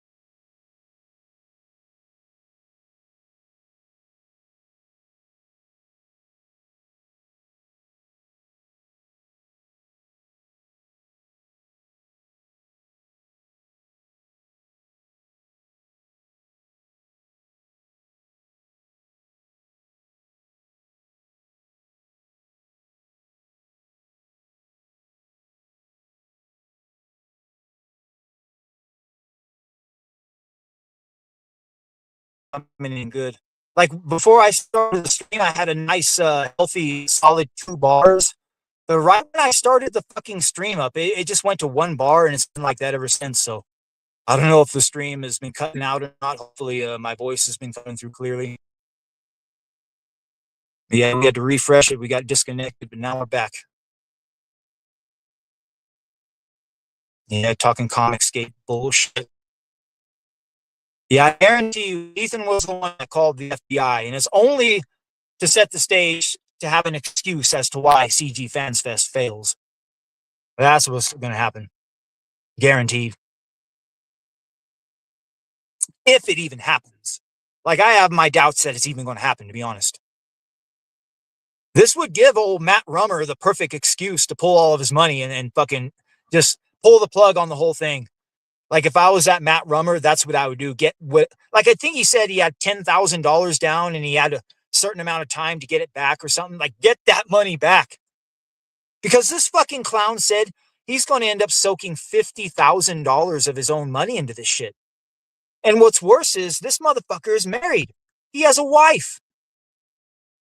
This is going to end his fucking marriage. I guarantee you, if this fucking thing happens, this is going to end Matt Rummer's marriage. You imagine a wife sitting back in this day and age, in this economy, and watch her husband blow $50,000 just to try to win internet clout with a bunch of fucking losers? Yeah, obviously she's going to divorce his ass. Yeah, you better get your fucking money back, Matt Rummer, and you better call that shit off if you know what's fucking good for you. Like, if you've been around Comicsgate long enough, you know nothing will end a marriage faster than Comicsgate. It really, like, nothing. I mean, goddamn. Yeah, that's like a silver bullet to end marriages right there. Joining Comicsgate. And then you're going to blow $50,000? Shit. Fucking loser.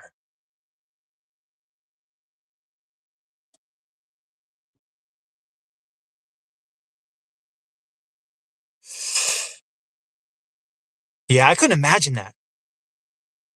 Spending $50,000 to put on some party, clout with a bunch of fucking losers. There's a lot better things you can spend that fucking money on. I know that. He could fund his own comic, for instance. Shit. Just think about the high-end artists you could pay to fucking get a comic done if you've got $50,000 to work with. Fuck. You could actually start a fucking company, a publishing company. Shit. A lot of these comic skaters have trouble getting their books out. Create your own little mini version of Ripasend to get the books out for them. I mean, there's a whole fucking litany of things you could have done with that $50,000 other than blow it on a fucking stupid get-together in a fucking casino somewhere. I don't even understand why he's spending that much money. Because wasn't the whole thing supposed to be crowdfunded? Yeah, none of it makes sense. It really doesn't.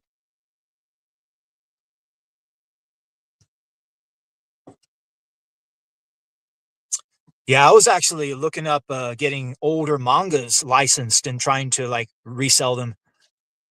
It's actually not doesn't cost that much money.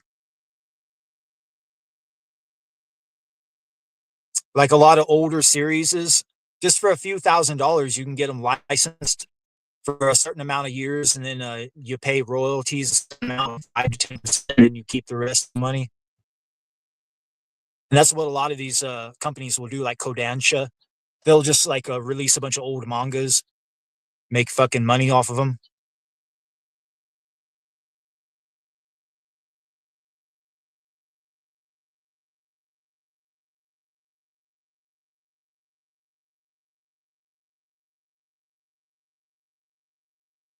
Yeah, one of the series I wanted to look into was Angel Cop, a fucking badass anime from the 90s. It was like a 6-episode series, something like that.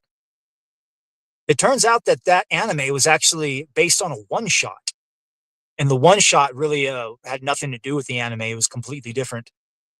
So it didn't even have a fucking manga associated with it. Like, I was trying to find the sequel to it, and then there was never any sequel made to it. It's like, fuck. Like, I want to make the sequel to Angel Cop. So I typed into Grok, if I want to make a sequel to Angel Cop, who do I need to talk to about this? And it gave me a whole list of people to get in contact with and how much money it would possibly cost and this, and that. And the bottom line is, if I truly wanted to like get the rights and do like a true sequel and finish it off, I'd probably need a fucking 6-figure sum between $100,000 to $300,000 to be taken seriously. Like, fuck. It'd almost be worth it. Yeah, Angel Cop was pretty serious. Yeah, I guess the Japanese, like, there's this whole subplot about how the Jews are the true like evil villains behind the whole thing. But when it got dubbed for the English release, they like cut out all the part about the Jews and they just did cheesy like corporations in America or whatever. But in the Japanese subtitle version, the Jews were the main villains. Yeah, that's how based Angel Cop was.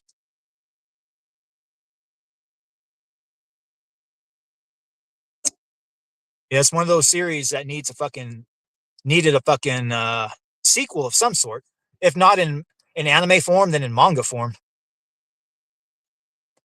Yeah, I remember one of those real good animes that I watched like 20 plus years ago, Baki. And Baki is just now starting to make its way to the mainstream. I see it's is on Netflix or some shit like that. Yeah, imagine if it's going to be on Netflix, they might end up making it woke. I don't know how you could make Baki woke though. Baki is basically the antithesis of wokeness.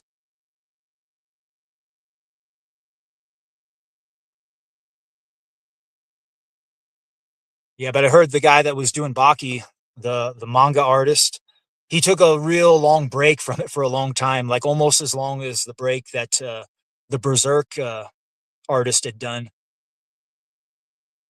Yeah, speaking of Berserk, I heard that they've got new chapters of it. A bunch of new chapters are going to be released.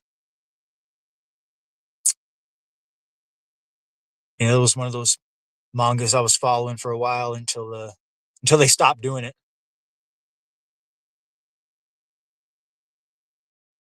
Yeah, that's the thing. If you work on a manga long enough, I guess you get burnt out. That's what happened with the guy that did Yu Yu Hakusho. He got burnt out and purposefully started writing the manga shitty so that Shonen Jump would cancel it. And that's why the final fucking arc was kind of stupid because he purposefully wrote it shitty. Like, oh, it makes sense. Too bad, too, because Yu Yu Hakusho had the potential to be one of the greatest fucking animes of all time if it would have continued on the trajectory that it was supposed to. But the fucking author purposefully wrote it shitty so that they would get canceled because he was suffering burnout.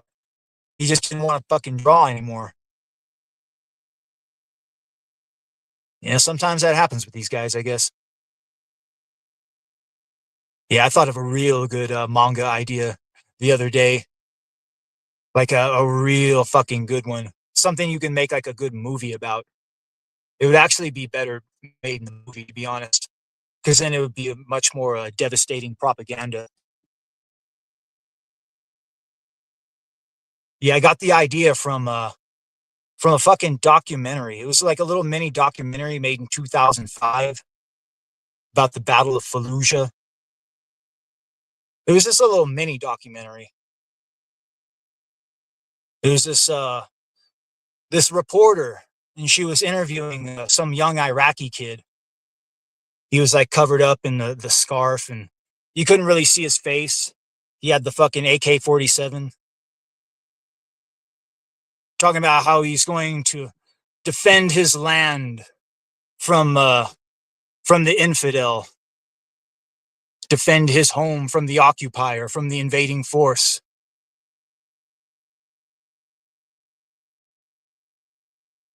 Yeah, the Battle of Fallujah. That was one of the more intense battles of Iraq. Door to door sweep, firefights, and houses. Fucking throughout the entire town. They told all the women and children, hey, get out. We're going to come in and we're going to fucking kill everybody that's left. And that's basically what they did. Yeah, but they're interviewing this boy, and he's talking about how he's going to stay and he's going to fight to the death. They called it the Lion of Fallujah. That was the name of the documentary. But anybody that knows like the true details of the Battle of Fallujah just knows how fucking intense it really was. I mean, it was just door to door fights, like kicking in doors, just fucking fighting from house to house throughout an entire fucking city, basically. And then the battle came down to one last final stand. This place called Hell House. That's what they called it because there was so much fucking carnage and death associated with it. This massive concrete structure. No matter how many times they bombed it, it was still fucking standing. And it was just full of the last remaining fucking holdouts in the whole fucking city.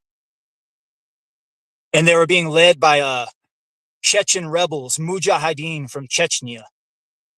These are like the most badass fucking Muslims they are, because their whole lives are just fighting Russians and shit. So they heard the call of war. So they came to the east to aid their Muslim brothers.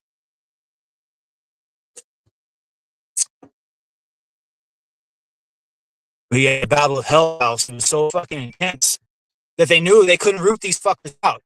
So what they did was they just bombed the fuck out of Hell House with white phosphorus. Fucking killed them all.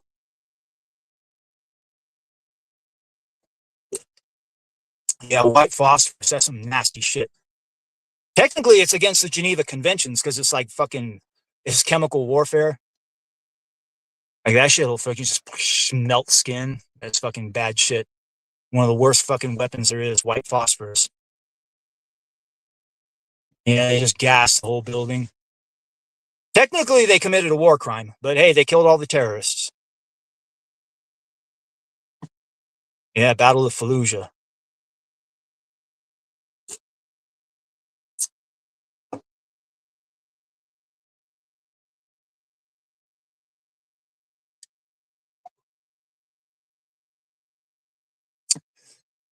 Yeah, anyway, I was going to take that same idea, the same concept, the Battle of Fallujah, but apply it to the modern day and put it over there in the Middle East, Israel, and Gaza, and have the theater take place over there.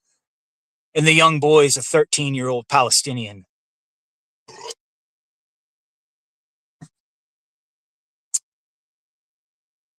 he starts out like, you started out how like the original was with an interview. And then you got the refugees, they're fleeing in the background, trying to get out of there. And the boy talking about, they killed my parents. They've kidnapped my sisters. I will kill them. I will kill all of them. Basically making like a vow of fucking death. And then an Israeli tank shows up and starts firing on the civilians.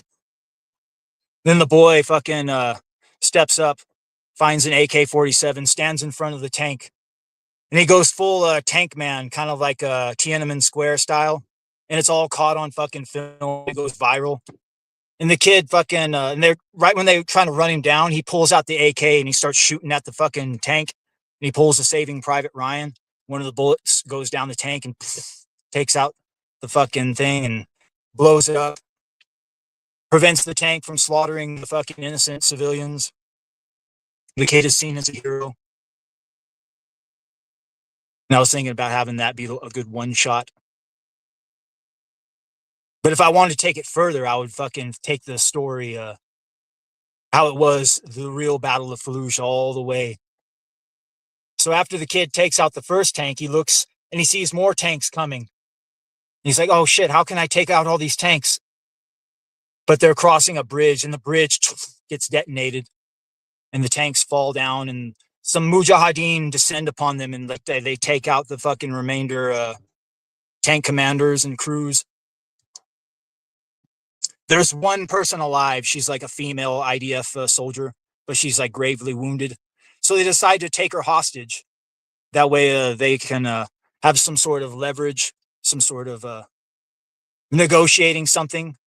So they take her and they flee and they get inside of a big old bombed out hospital. The Israelis all capture it on drones. So they order all of the tanks in the region to converge on the hospital.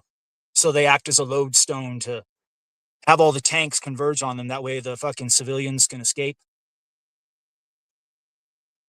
So since they've got a civilian, or since they've got an Israeli soldier, they decide to mount a counteroffensive to get in there and save her.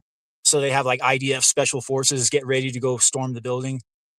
And then we meet this motley crew of mujahideen that have come to the aid of the Palestinians. And it turns out they started out like over 2,000 strong, and they were like a coalition from all across, not just the Middle East, from all over the world. And they started out as like 2,000 strong.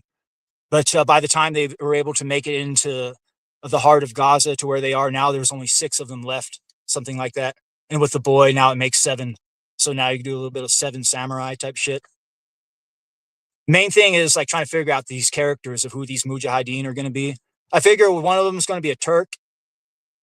One, like, I'm probably gonna have a couple of Chechnyans just as a fucking nod to the old Battle of Fallujah, and maybe a few others. I'm thinking their leader will be like a Christian from Lebanon, like a former preacher who had his church bombed, and he was like the only survivor.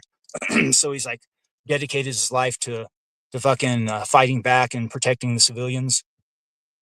So you got this motley crew, and they have a fight and shootout with the IDF special forces that try to raid the building, and they fucking repel them. Maybe somebody sacrifices himself. So then the tank commander, and the whole thing is like being broadcast, and like it becomes like this beacon, like the world is watching.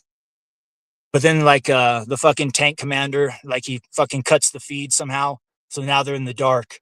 So now he knows he can fucking handle things the way he wants to handle it. So this is what he does. He orders all of the tanks to fire white phosphorus rounds into the fucking building, just kill everybody. Like, well, what about our soldier? We got to rescue her. So he's like, nah. What we'll do is we'll just say that she was tortured and raped, and they beheaded her. That's what we'll say. It'll be good propaganda. In death, she will serve us much more than she ever did in life. And I'm thinking this tank commander will be like the main villain. He'd be like sipping coffee the whole time with like a fucking cup, the Star of David on it. And when they start the final assault, like the kid fucking, he's like making his way through the building. It's all being gassed, like being fucking bombed to shit. And his final act is he fucking makes it to a window, puts his sniper rifle out. He's looking, and he sees the tank commander, the motherfucker that ordered it. And he fires the trigger, and it shatters the cup right as he's drinking, fucking kills him dead. And that's like one of the final scenes. Then the fucking building gets gassed. And like he's sitting there, you see him like the gun kind of twitch there at the fucking windowsill, and the gun falls to the ground. And you see the kid's hand is still attached to the gun. But then you see another kid come up and grab the gun, ready to finish the fight. And that's how it ends. I think that would be a pretty good movie right there. You call it The Lion of Gaza. Fucking some Oscar winner right there. Now, in Jewish Hollywood would never allow a movie like that to be made. It would have to be purely independent. But yeah, that's basically like the outline for it.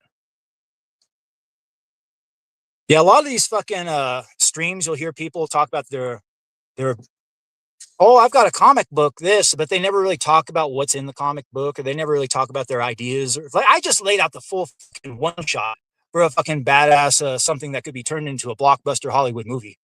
The Lion of Gaza. The reason I know this is such a good idea is because I was running it by an AI. I ran it by Grok, the most based AI there is. And every fucking step of the way, Grok's like, no, this is a bad idea. This is too politicized. You need to change this name. You need to change the fuck. I knew I had a good fucking idea. If the fucking, if the most based AI thinks it's too much, yeah, you know it's fucking good.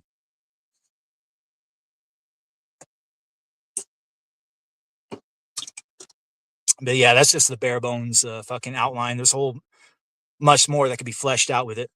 The main part is getting the characters down, because it doesn't matter how good the setting is, the plot, everything. If your characters are shit, then nobody's going to care.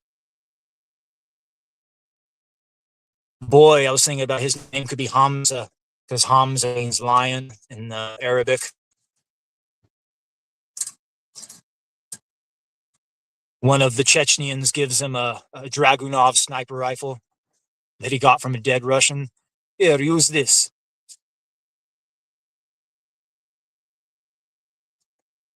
Yeah, a lot could be done with an idea like that. Boy, that would be a very, very potent piece of anti-Jewish propaganda. Do you imagine if that movie actually got made? Fuck, that would set back the Jews fucking decades.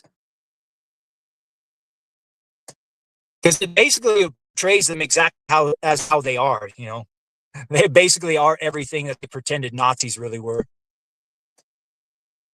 And they do usually. That's not something I'm joking about.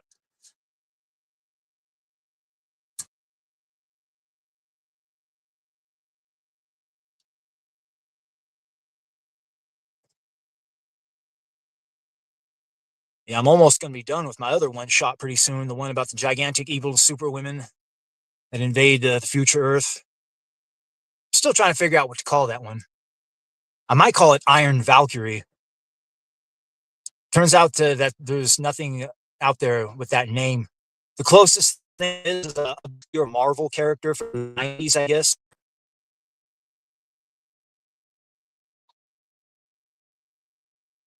I think that would be a pretty badass name for a manga, Iron Fury.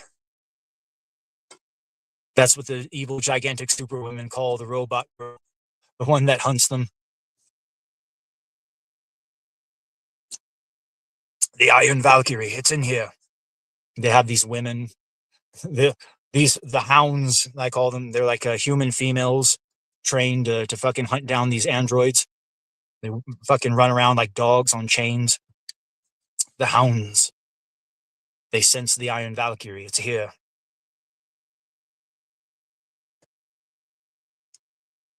Yeah, a few more pages. Probably about 10 more pages, I'd say, and we're done with that. Probably less.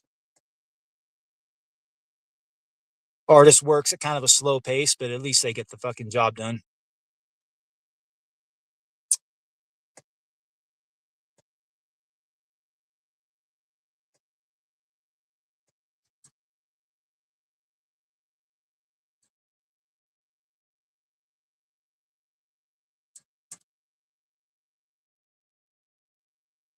Yeah, we talked about a lot of shit tonight.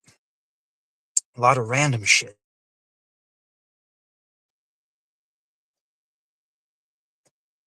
You know, I came to the realization about women here recently. The reason why none of them have personalities, why they all just seem like NPCs for the most part. Like, rarely will you find a woman in which she actually has hobbies, interests, passions in life. No. They usually don't have any hobbies, no passions, and no interests in life.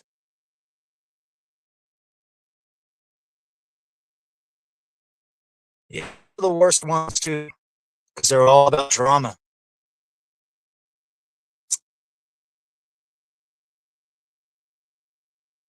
And the few women I've known that had like strong personalities and that actually had hobbies and shit that they like to do, these women, the only, and I mean only reason that they were the way they were and having those hobbies and having the personality the way they did was because every single little bit and piece about themselves was just an aspect of some dude that she fucked.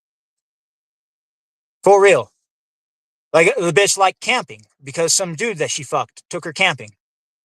The bitch liked tequila because some dude that she fucked fucking used to drink tequila with her. The bitch liked playing video games because some dude she used to fuck played video games with her, so on and so forth. Like if a bitch has any sort of hobbies, interests, passions, anything like that, like it was fucked into her by some dude. And basically that's the only way a bitch can have a real personality, is if she's been fucked by a whole bunch of dudes. Otherwise, what happens is her personality gets influenced, taken over by demons. That's what happens. So if you actually get a woman in your life, if you don't have a strong enough personality yourself, if you aren't a strong enough force of character yourself, what'll happen is demons will be the ones that influence that woman and be the number one influence in her life. So in order to prevent a woman from having demons influence her and control her, you have to be the most dominant force in her life. She basically models everything after. She just leeches off of your personality and she just becomes like a shadow version of you. Otherwise, she gets taken over by demons and she just does what the fucking demons want her to do. And they start acting up and doing that fucking crazy shit that women do. They're like, oh, this one's got too many demons attached to her. Yep, the only way to keep your woman 100% demon free, you yourself have to be a strong fucking personality. Have a lot of shit going on. That way all of you bleeds off onto her and she basically becomes your shadow, a shadow version of you. Or else she's going to fucking be influenced by the demons. That's the thing about women. They have such low agency. They need something to influence them. And if they don't have a man influencing them, they're going to have demons influencing them. That's some fucking real talk right there. This is why so many of them are so fucking crazy.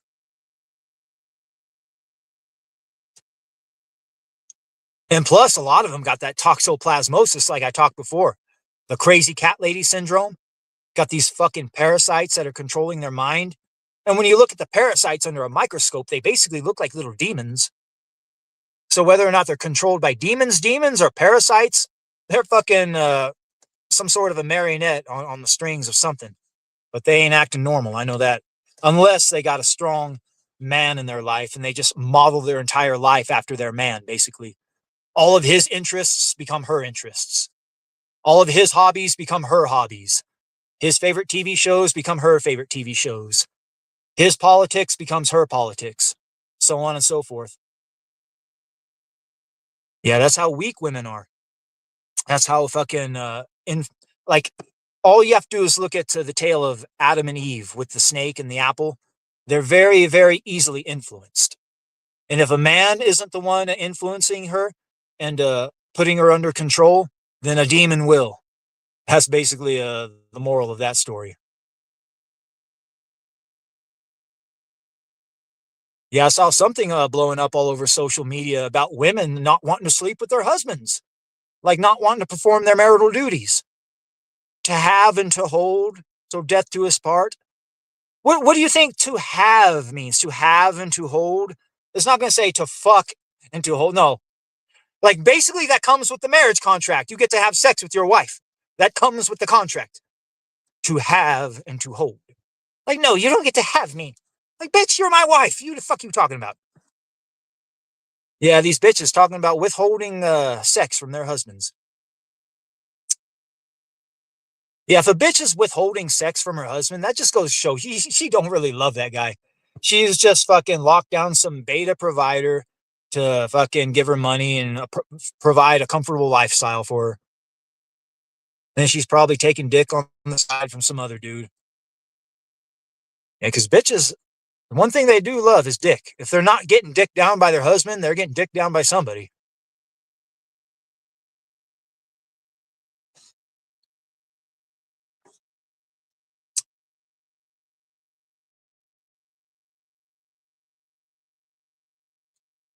Yeah, I've long said the two things, the top two things I look for in knowing whether or not a woman is worth a shit.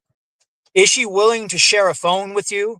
And would she ever call the cops on you on any fucking circumstance?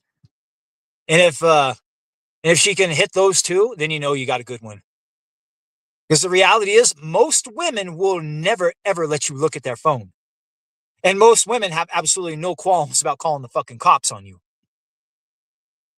But if you got a woman that'll let you look at her phone or even share a phone, and she will not call the cops on you under any circumstance, then you know you got to keep her. Very, very rarely will you find a woman like that, though.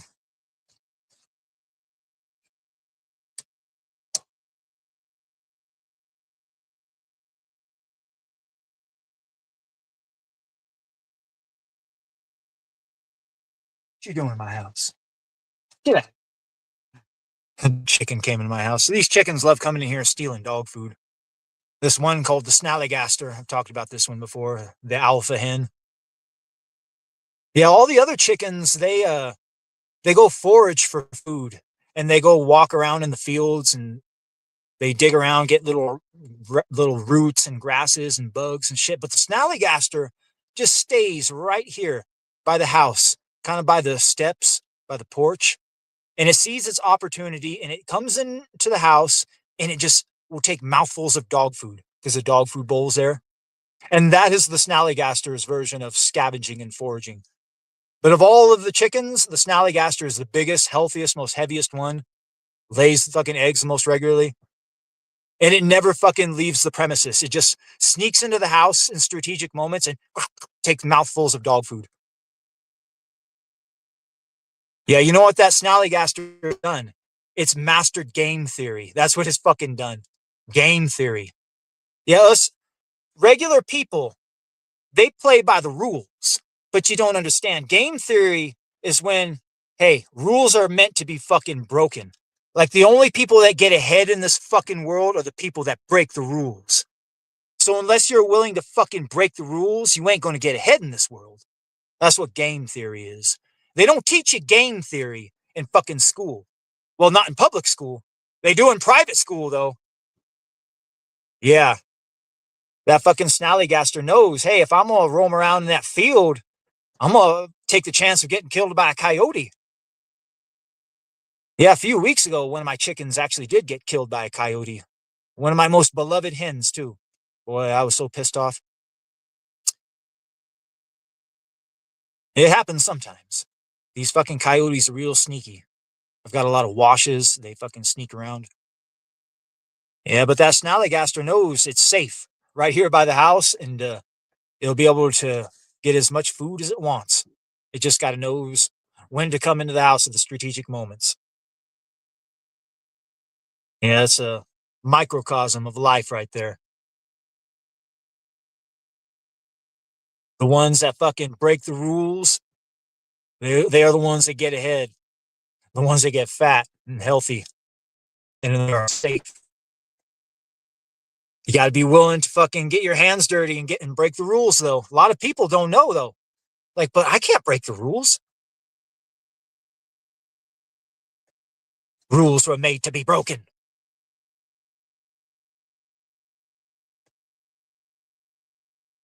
Yeah, sometimes you got to take a chance in life, if you know what I mean. No risk it, no biscuit, as the old saying goes.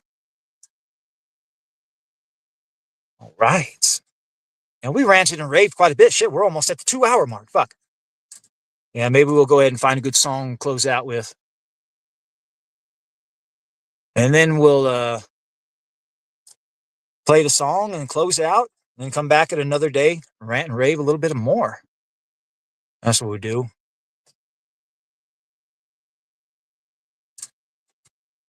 All right. I think we'll play some Ozzy as we close out. Some Crazy Train. Yes. This is probably one of my more favorite songs that I've done. Probably one of my top 5. Good old Crazy Train. All right, guys. Thanks for coming out. It's been a fun one.